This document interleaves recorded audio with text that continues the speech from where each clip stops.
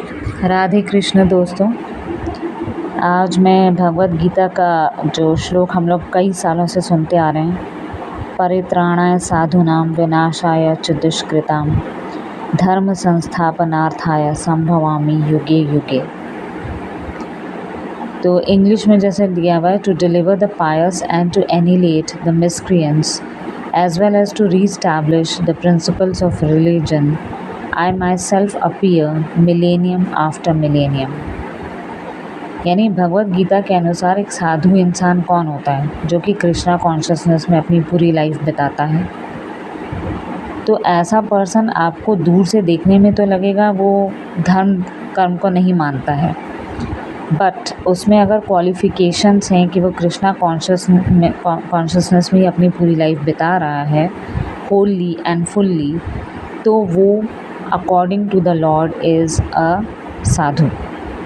दुष्कृतम का मतलब ही हो गया ऐसे लोग जो कि कृष्णा कॉन्शियसनेस के बारे में सोचते ही नहीं हैं, वो मिसक्रिएंट्स होते हैं या दुष्कृतम जिनको कहते हैं, क्योंकि वो लोग फुलिश होते हैं और सबसे नीच जाति के मानव होते हैं वो।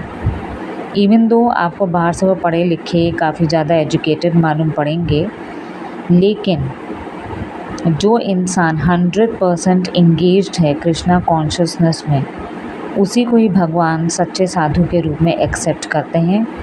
दो ये भी हो सकता है कि वो इंसान इतना ज़्यादा पढ़ा लिखा ना हो, इतना लर्नेड ना हो, वेल कल्चर्ड ना हो। जहाँ तक आस्तिक लोगों की बात है, उसके लिए ज़रूरी नहीं कि ईश्वर को अवतार लेके आना पड़े उनको डिस्ट्रॉय करने के लिए, जैसे कि उन्होंने रावण और कंस को मारने के लिए अवतार लिया था, क्योंकि ईश्वर के पास अपने खुद के ही इतने सारे एजेंट्स हैं जो कि धरती पे आके ऐसे डेमन्स को या ऐसे राक्षसों का नाश कर सकते हैं।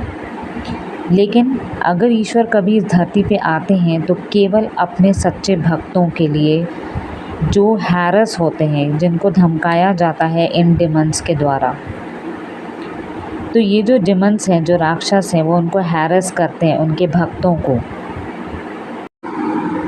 ऑल्दो वो भक्त जो है वो उस डेमन का या उस राक्षस का कोई रिश्तेदार भी हो सकता है, उसका दोस्त हो सकता है।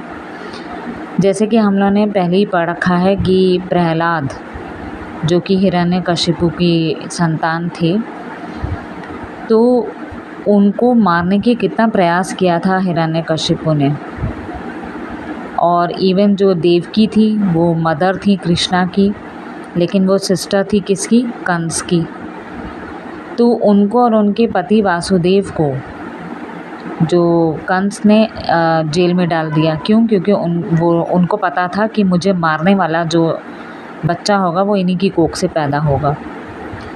तो जो लॉर्ड कृष्णा है वो फिर स्वयं अवतार लेके इस धरती पर आए ताकि वो देवकी को वहाँ से बचा सकें। वो तो ये चाहते थे कि वो देवकी को बचाएं, लेकिन एट द सेम टाइम दो काम हो गए, एक तो कंस का नाश भी हो गया और देवकी को भी उन्होंने बचा लिया। तो therefore it is said here that to deliver the devotee and vanquish the demon miscreants, the Lord appears in different incarnations।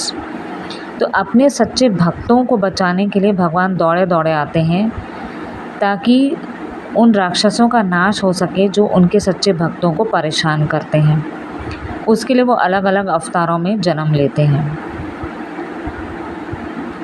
ठीक है, तो जो अवतार है या इनकारनेशन ऑफ गॉड जिसको कहते हैं, वो हमेशा धरती पे आते हैं in order to deliver his true devotees from the clutches of the Demons.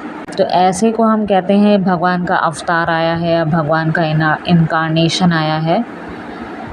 ये हमेशा स्पिरिचुअल वर्ल्ड में रहते ही हैं, that is the kingdom of God. तो जब वो लोग धरती पे आते हैं, इस मटीरियलिस्टिक वर्ल्ड में आते हैं, तो उनको नाम दिया जाता है कि हाँ, ये ईश्वर का एक अवतार है।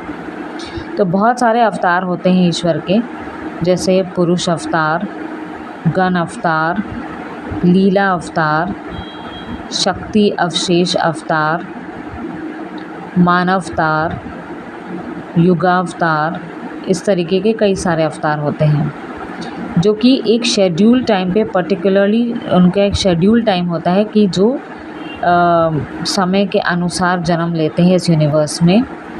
लेकिन जो लॉर्ड कृष्णा हैं वो तो स्पिरिचुअल लॉर्ड हैं ही, वो सारे डेमी गॉड्स के भी गॉड हैं।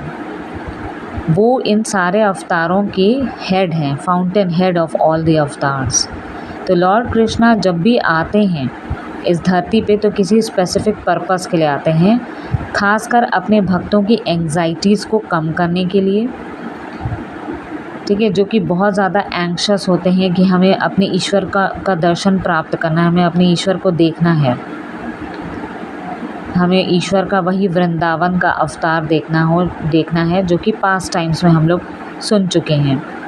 तो इसलिए prime purpose of Krishna avatar is to satisfy his unalloyed devotees, यानी बिल्कुल प्योर आत्मा वाले जो डिवोटीज़ हैं उनको डिलीवर करने के लिए भगवान कृष्ण स्वयं इस धरती पे अवतार लेते हैं।